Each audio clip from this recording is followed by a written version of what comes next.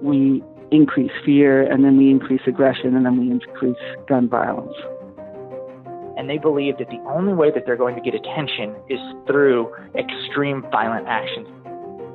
I thought, oh my God, that's my boys. Welcome back to In Sickness and in Health, a podcast about health and social justice. I'm Dr. Céline Gounder. This season, we're looking at gun violence in America. Since our last episode came out, we've seen 2 more mass shootings make the headlines in this country. Of a shots fired at the Borderline Bar and Grill in Thousand Oaks. At the Borderline Bar and Grill in Thousand Oaks, California, a 28-year-old former Marine shot and killed 12 people. He injured another 22. That threat was neutralized or not. Okay. But I can confirm that there are... And at Mercy Hospital in Chicago, where a 32-year-old gunman shot and killed his former fiancée and 3 others.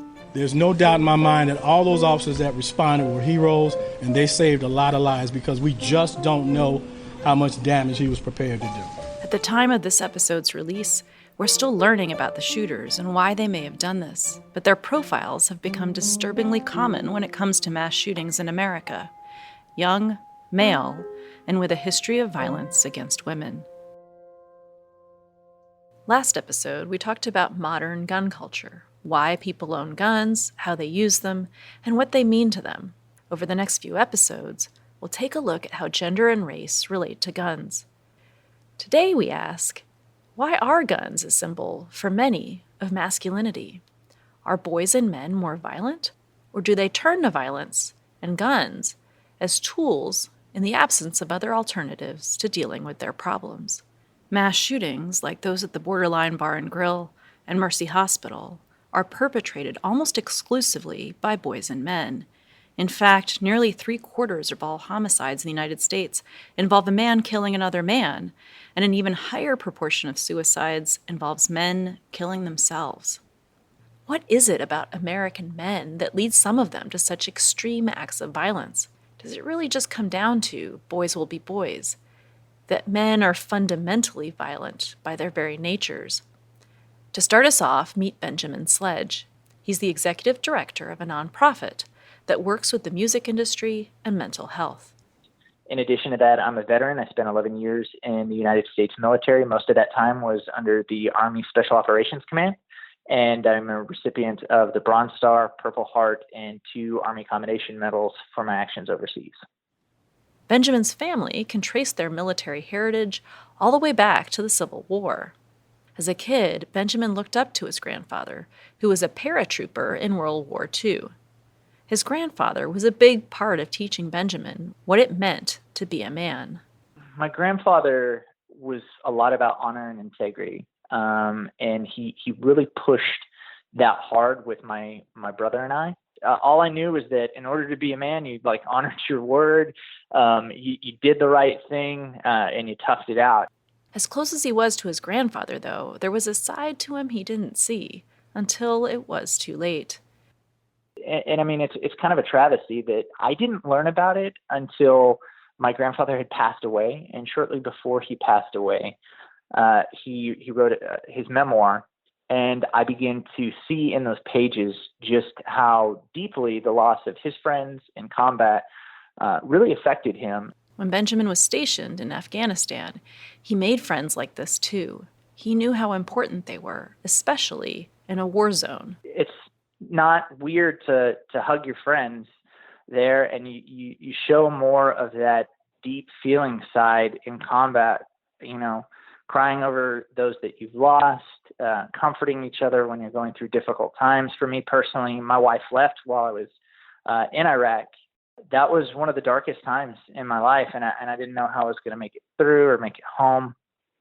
And man, it was just all those guys rallied around me and loved me through it. So if these relationships were so meaningful to Benjamin's grandfather too, why didn't he talk about them?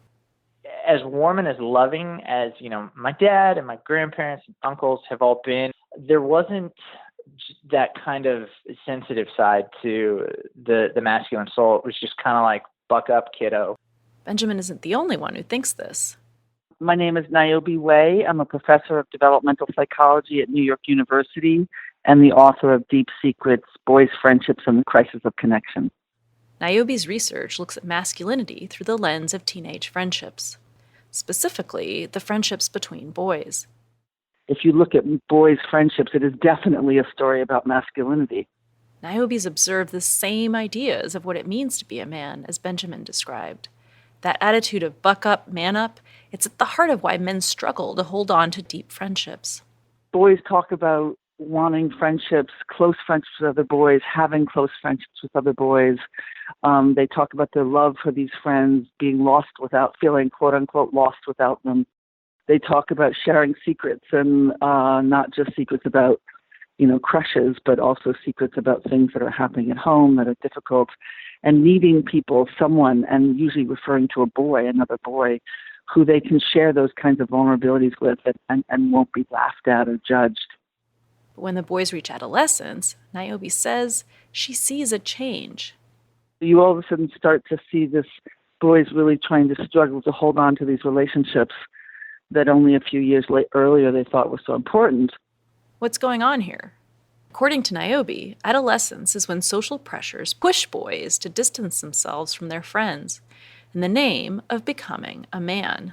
That image of a man as independent, trustworthy, strong, stoic, self-sufficient, all the positive things that Benjamin got from his grandfather. Those are all beautiful qualities, to be independent and self-sufficient, to be autonomous and stoic. So what we do is we have those qualities and then we put them at the expense of the other ones. Qualities like building deep friendships, expressing emotions, vulnerability, things that our culture thinks of as feminine and weak. I mean, listen to the quote. It should give everybody the chills. It would be nice to be a girl because then I wouldn't have to be emotionless. It's not that boys stop having friends, but the nature of those friendships changes. According to Niobe, chasing this image of masculinity leads boys to isolate themselves emotionally. This is especially true of friendships with other boys. Too deep a friendship between boys could lead some to challenge their masculinity and call them gay. And the reason why I know it's linked to masculinity is because you say anything related to close friendships and then they'll add a no homo in there. What they're trying to say, also sort of homophobic way, is I'm not gay. And that whole compulsion to assert that somehow boys' friendships, which is just a human desire and need that we've known throughout our human history, all of a sudden becomes sexualized and a matter of whether they're straight or gay. Niobe thinks this push towards a stoic, cold masculinity is cutting boys and men off from half of their natural human selves. And that's dangerous. The boys who are committing these school shootings and all sorts of things happens typically between 16 and 25, which is, again, right, this age where boys are really putting pressure on themselves as well as on each other to disconnect from the so-called feminine side of themselves. We have given basic human qualities a gender, and then said to boys, if you talk about needing relationships and wanting intimacy with the same sex, and you identify as being straight, that somehow that's problematic, and it's not being a man. We shouldn't be surprised that some of them grow up to act crazy, because essentially, they're living in a culture that's literally inhibiting their basic human nature and demeaning it. And so the clash between culture and nature creates a problem for boys and men. Benjamin says he sees this in the adult men around him. None of us really have deep, close relationships with one another. We have friends, but aside from that, it's like guys that, you go to the bar and you grab a drink with, or you hang out kind of in, married groups, and you're like, that guy's cool, and, his wife and my wife get along, as opposed to having those deep, soulful, meaningful connections that I had, especially in the military. I'm extremely close with the guys that I served overseas with. We still call one another, text one another. We're so close with it. We know everything about each other's lives. We know our deepest, darkest secrets. We've cried together. We've laughed together. We've been through some of the most traumatic experiences together. And there's this deep brotherhood. What opens men up to one another, says Ben, is sharing their hurts and hang-ups. But all too often, they're afraid to make themselves vulnerable. It's the last thing they want to reveal. Obviously, loneliness is not unique to men. It's also not a guaranteed path to violence. But Niobe and Benjamin agree the isolation a lot of boys and men feel can predispose to violence, including gun violence and mass shootings. I'm not arguing that boys should be able to cry. I mean, if that was all I was arguing, it wouldn't be so difficult because, I think everybody can resonate that boys should be able to cry when they feel sad. It's much deeper to me than that. It's about having the emotional tools to be able to face the hardships and struggles in life. For research for a book on depression, Benjamin collected surveys from over 500 people about their mental health. The questionnaire tried to get at the root of their depression or suicidal thoughts. Then he saw the results. That was kind of mind-blowing for me. Nearly 75% of people surveyed said they were overwhelmed by stress. They didn't know how to handle their feelings or relationships. We have an entire generation of people that don't have the skills necessary to become, mentally resilient and face down trials and adversities and the things that they're facing in life. And we give them access to firearms. And to me, I'm like, that's insane. Benjamin's experienced these struggles too. Remember how his wife left him while he was deployed in Iraq? Coming home to an empty house was harder than he'd anticipated. Because I had literally come back from Iraq and, my wife had left and she had already moved out all of her stuff, and she's seeing some guy, and I'm just like, I just either want to kill both of them or kill myself because everything is awful. And I was just like, I'm alone, and I've just gotten home, and it's the most horrible feeling in the world. And I didn't know how to process it. And thank God for friends who stepped in and said, it's not okay for you to be alone. Benjamin's friends saved his life. But the military, for all the good it can do for male bonding, it's not a panacea. The Thousand Oaks shooter was a veteran. Benjamin and Niobe see generations of boys and men who haven't had the mental or emotional skills to handle problems in their lives. Without the tools to handle stress, loneliness, and other problems, they turn to something else, like violence and guns. Gun ownership is one of those things that's tied to a type of masculinity. We see it being represented frequently in music, in movies, television shows, books. This is Jim Taylor. He's a professor of sociology at Ohio University. He studies the nexus of gun subcultures and masculinity in America. We're saturated with these themes and images of males using guns in different contexts for all these different forms of entertainment. Classic American male archetypes like the lone cowboy, the pioneer, the soldier, they all have admirable qualities. They're also all categories where men use guns to solve their problems. There's this emphasis on the guns being the solutions to the problems, or being a necessary part of life, more so than you would expect to see for the average citizen in their day-to-day life. Take this line from the movie Shane. A gun is a tool, Miriam. No better, no worse than any other tool. An axe, a shovel, or anything. A gun is as good or as bad as the man using it. Jim says popular culture reinforces guns as a tool, often in defense of a character's masculinity.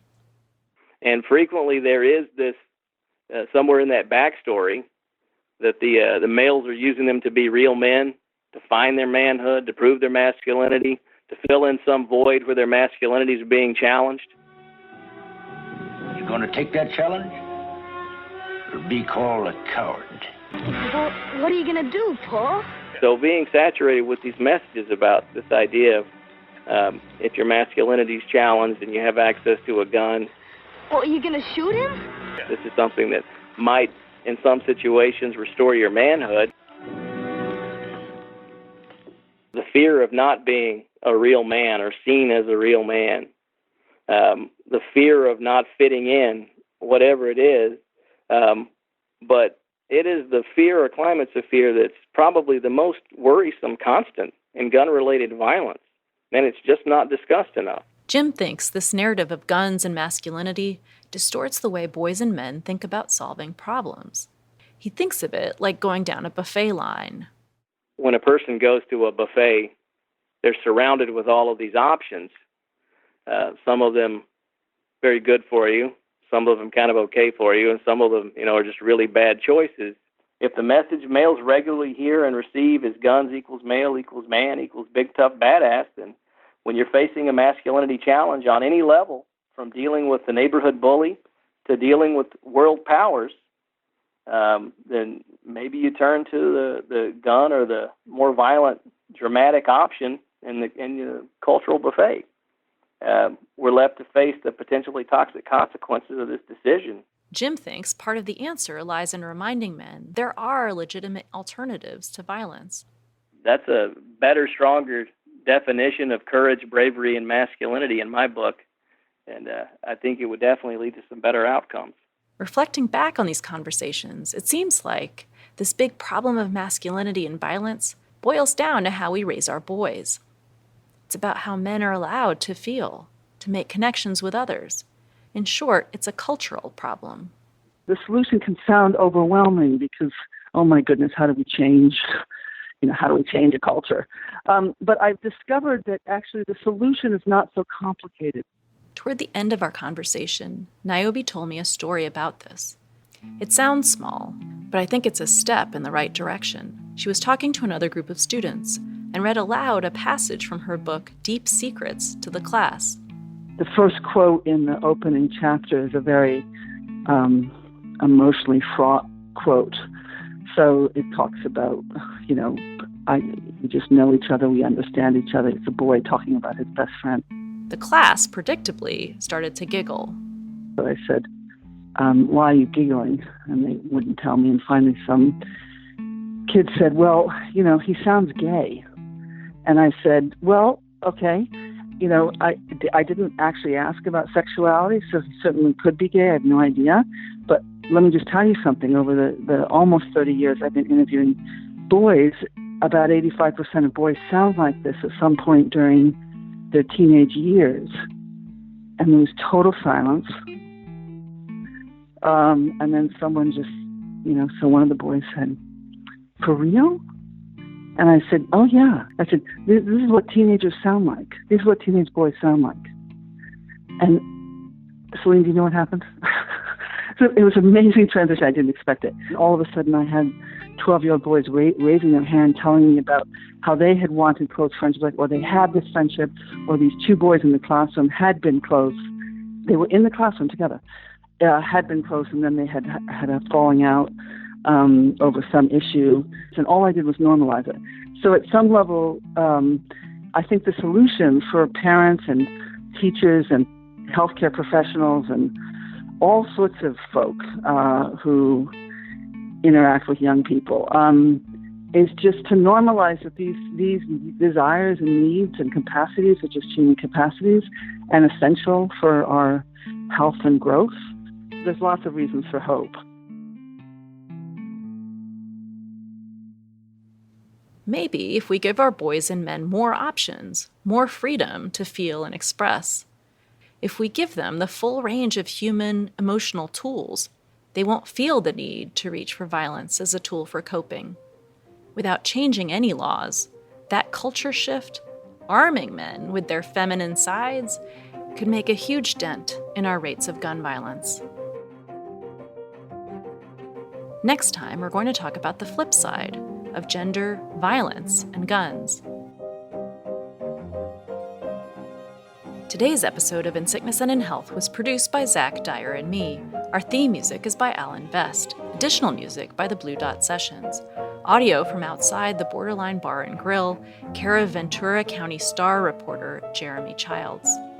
You can learn more about this podcast and how to engage with us on social media at insicknessandinhealthpodcast.com.